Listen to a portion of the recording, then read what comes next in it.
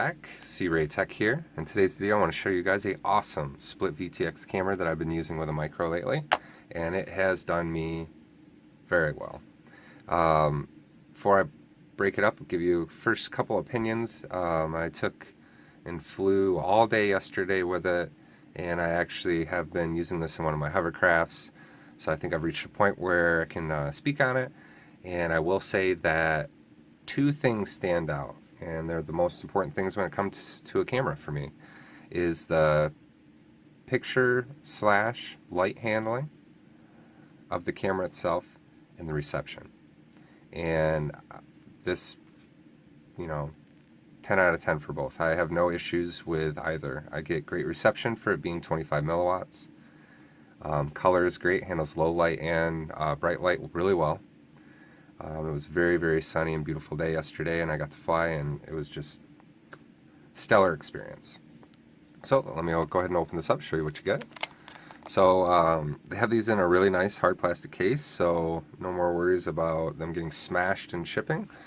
This should withstand quite a bit of impact and pressure, so huge shout out to you guys at Turbowing. I appreciate that. Anybody who puts their stuff in something else besides a static bag gets a big thumbs up for me. So go ahead and open it up. So as I said, this is a split VTX camera. I'll go over the specs. I'll have them show up right here. So this is a 48 channel, 5.8 gigahertz, 25 milliwatt FPV camera. It's really, really light actually. It's only 3.7 grams, which is pretty good. It's got a nice big button on the top, so you can see here, so you can change through your channels and bands. Let's see, the power supply voltage is 2.9 to 5.5 volts, and the frequency bands range from 5362 to 5945, which equates out to a total of 48 channels. So, let's see, yeah, I think that's about it. So, I mean, not only is this thing light and small and made really well, from all the solder joints on this is, I mean, fantastic. And the antenna is really on there, which is usually my biggest concern. A lot of times what I find is, let me see if I can get that into focus. A lot of times what I find is with these solder points on a normal all-in-one camera, where they're not split, or even when they are split, they'll throw these antennas on, and the orientation and or I guess how it has to be orientated once it's in the quad will apply some pressure over here, and I've noticed even through vibrations it can crack that solder, it can break loose that pad. There's a lot of things that can go wrong. So I feel pretty confident with this one. It's got a nice flexible antenna. It's got a great solder joint, so it should last. I shouldn't even need to baby it. Let's see what else.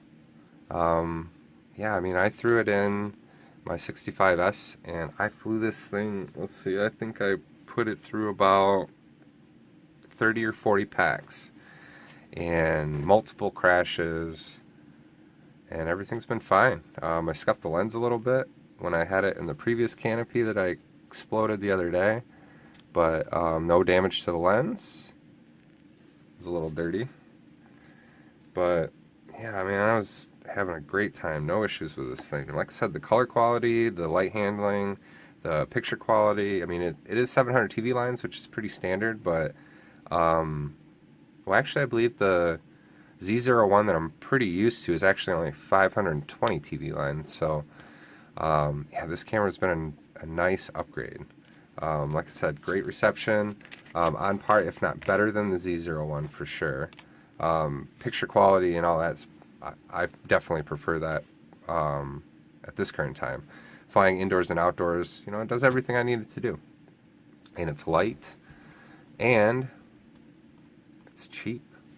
It's like 18 bucks right now on Amazon. So if you got Prime,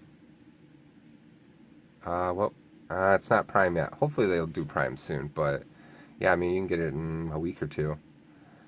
So definitely check this out. This is a great camera. I highly recommend it, especially if you're into low profile builds, or if you want to use like one of these King Kong canopies, because these don't fit the Z01 stack, because between the VTX and the way that they mounted the camera, it sits a little too high. But yeah, great camera. Definitely check it out. And if you guys like this video, I would appreciate a like and subscribe. That'd be awesome. And if you do decide you want to pick up this camera, I'll have a link in the description. And that is an affiliate link through Amazon, so you guys will help me earn a commission, which helps me make more videos, be able to update gear as I need it, as far as like camera equipment. I'm hoping to get a nice microphone soon so that I can have a little bit better audio quality. I'm slowly saving these little bits of commission that I get, so I greatly appreciate that because it really helps me out. Yeah, I think that's going to be all for me today. If you guys have any questions about the Cyclops camera, I would be happy to answer any of those. And if you're currently using the Cyclops camera, let me know how you feel about it and what your thoughts are. But I think that's going to be all for me today, so I hope everybody enjoys themselves and enjoyed this video. And as always, fly safe and fly often.